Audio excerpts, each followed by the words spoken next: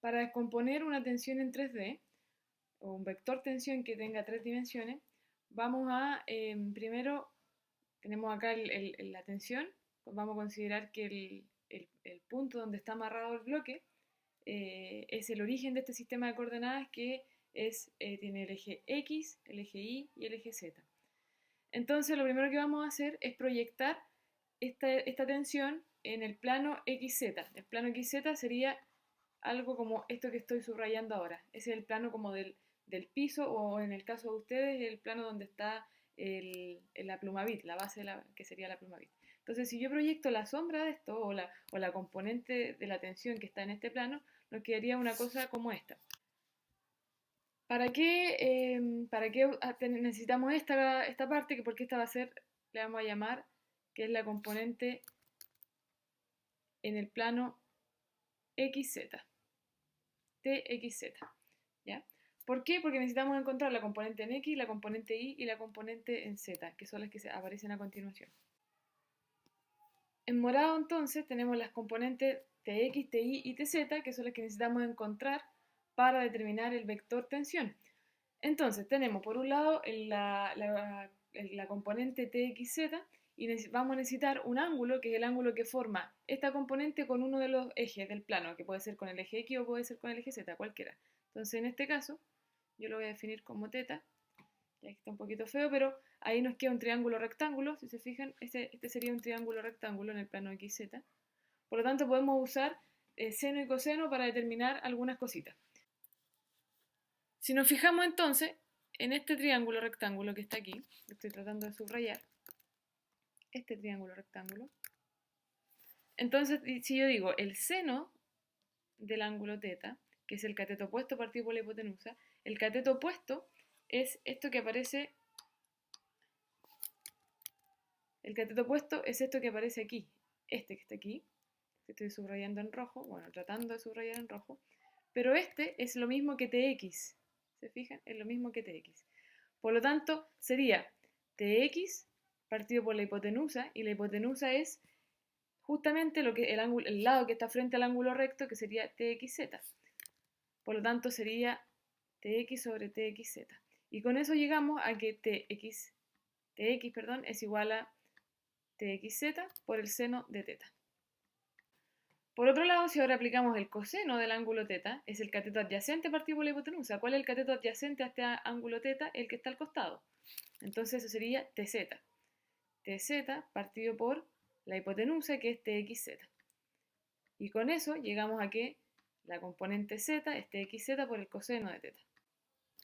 Ahora nos vamos a ir a ver otro triángulo que se está formando aquí, que sería en función de un ángulo que hay entre el eje vertical, que en este caso le llamamos eje Y, y la tensión. Entonces sería el ángulo que voy a tratar de dibujar acá y que le vamos a llamar alfa.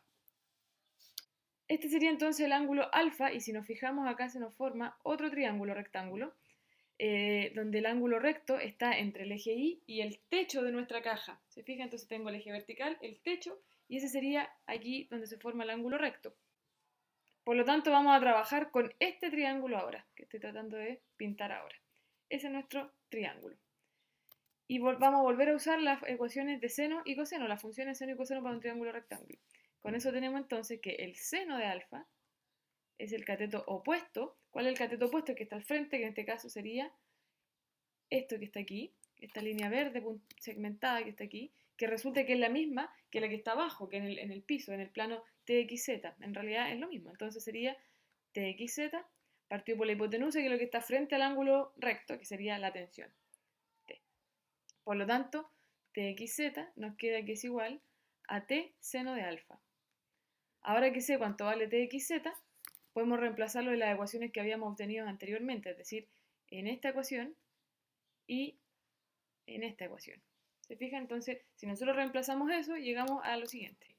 Tx, la componente x de la tensión, en vez de poner Txz, voy a reemplazar lo que acabamos de obtener, T seno de alfa por seno de teta.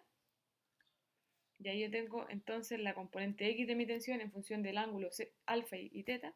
Y después con la ecuación para la tensión en z, hacemos lo mismo y llegamos a que Tz es igual a T seno de alfa por coseno de teta. En el fondo, repito, lo que acabo de hacer es reemplazar el txz que aparece aquí, este txz, por esto que habíamos obtenido previamente. Ahora que ya apliqué la función seno, nos vamos a ir a la función, ahí tenemos la función seno, para este triángulo que está aquí, ahora nos vamos a ir a la función coseno de ese mismo triángulo. Entonces la función coseno de alfa va a ser igual al cateto adyacente. ¿Cuál es el cateto adyacente a alfa? El que está al costado, que sería TI. Entonces sería TI partido por la hipotenusa, que es T. Por lo tanto, TI, la componente I de la tensión, nos queda que es igual a T por el coseno de alfa. En resumen, tenemos entonces que las tres componentes de la tensión en el eje X, Tx sería T seno de alfa, seno de teta. En el eje Y tendríamos que es T coseno de alfa. Y en el eje Z tendríamos que es T seno de alfa, coseno de teta. Entonces acá tenemos las tres componentes de nuestra tensión. Ahora, esto ustedes lo tienen que hacer 3 veces para cada tensión. En realidad, esta podría haber sido, por ejemplo, T1X, T1Y, T1Z. Y si ustedes se fijan, alfa y teta son ángulos que ustedes podrían haber calculado o medido incluso con transportador en su dispositivo. Por lo tanto, si ustedes tienen, necesitarían 3 ecuaciones por cada tensión. En el fondo vamos a tener 9 ecuaciones. O sea, este Tx va a ser lo mismo, otro para la tensión 2 y otro para la tensión 3. Aquí yo le puse T porque es solamente un ejemplo con una tensión, pero ustedes tienen que hacer eso por cada una de las 3 tensiones. ¿Qué hacemos con esto? Vamos a aplicar la segunda ley de Newton, que dice que si la sumatoria de la fuerza de un cuerpo es 0 porque el cuerpo está en equilibrio, entonces vamos a analizar eso por eje.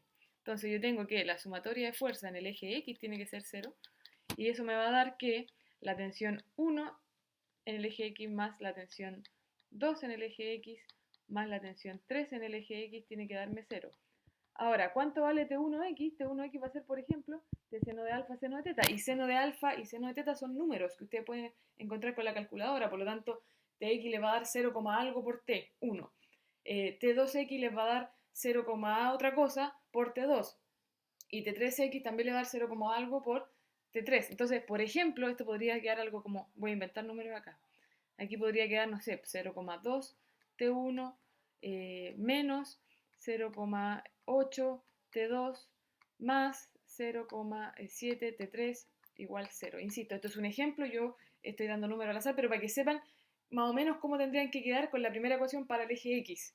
Ya, entonces tenemos 3 incógnitas, T1, T2 y T3. Lo mismo lo vamos a hacer con el eje Y. Ahora, ojo que hay algunas componentes de la tensión que les van a quedar negativas y eso va a tener básicamente que ver con que las cuerdas en un sector van hacia la derecha, en otro van hacia la izquierda, para arriba, para abajo, para adentro o para afuera. Entonces los signos ustedes lo van a determinar en función de la dirección que tienen las cuerdas. Entonces, lo mismo pasaría con el eje Z.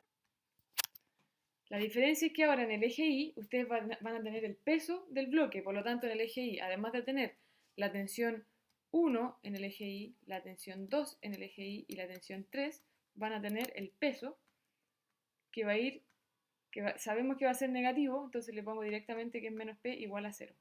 Ya, pero insisto, igual pueden haber otros valores que tengan signo negativo, pero eso depende de cada caso. Por lo tanto, tenemos 3 ecuaciones y 3 incógnitas. Luego entonces ustedes resuelven eso, un sistema de 3 ecuaciones, o pueden buscar alguna otra estrategia para poder resolverlo y con eso despejar T1, T2 y T3 y responder su problema. Eso.